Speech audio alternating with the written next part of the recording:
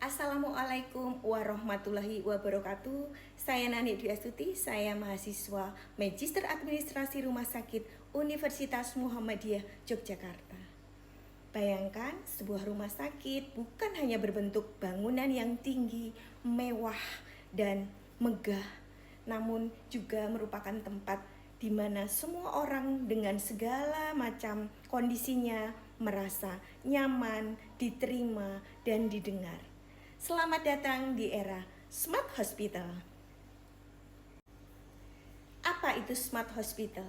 Smart Hospital adalah rumah sakit yang terintegrasi penuh dengan teknologi mutakhir seperti AI atau kecerdasan buatan untuk membantu diagnosis pasien, Internet of Things untuk memantau kondisi kesehatan pasien secara real time, Big Data untuk membantu pengambilan keputusan dengan yang lebih baik, dan kemudian menggunakan telemedicine untuk melakukan konsultasi dan pengobatan tanpa batasan jarak dan waktu.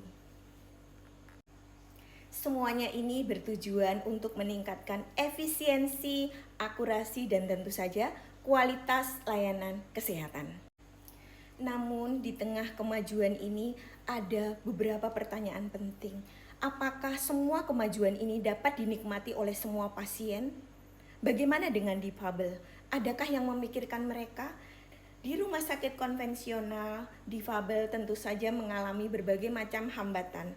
Misalnya kesulitan mendengar, kesulitan berbicara, dan mengungkapkan apa saja penyakitnya. Namun itu semua tentu saja bisa diatasi dengan Smart Hospital yang mengintegrasikan teknologi yang dapat membantu para difabel untuk mendapatkan pelayanan kesehatan dengan nyaman, mudah, dan dapat dilakukan semuanya tanpa keterbatasan. Disinilah Smart Hospital hadir bukan hanya sekedar untuk teknologi saja, namun juga tentang empati. Apa saja contohnya? Misalnya, dengan sensor pintar, lift bisa mengarahkan pasien dengan keterbatasan untuk menuju pintu membuka otomatis dan kemudian bisa mengarahkannya ke lantai yang ditujunya. Ada juga dengan robot penjemput pasien dengan keterbatasan yang akan berkomunikasi dengan pasien tersebut dan mengantarkan ke tujuan pendaftaran dan poli-poli mana yang dituju oleh pasien tersebut.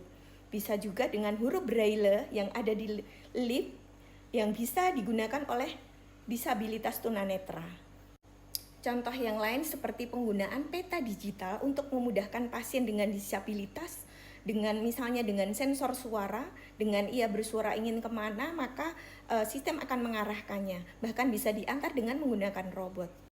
Bagi tunarungu misalnya, ada aplikasi penerjemah bahasa isyarat real time yang bisa diakses oleh perawat atau dokternya, yang bisa misalnya si pasien dengan disabilitas tunarungu ini melakukan telemedicine, maka perawat dan dokter bisa membaca apa maksud dari pasien tersebut dengan menggunakan teknologi penerjemah bahasa isyarat. Nah, untuk membuat misalnya tidak ada teknologi ini, dokter dan perawat tentu akan kesulitan untuk menerjemahkan apa maksud dari pasien tersebut. Tidak semua dokter dan perawat mempunyai kemampuan untuk berkomunikasi dengan bahasa isyarat.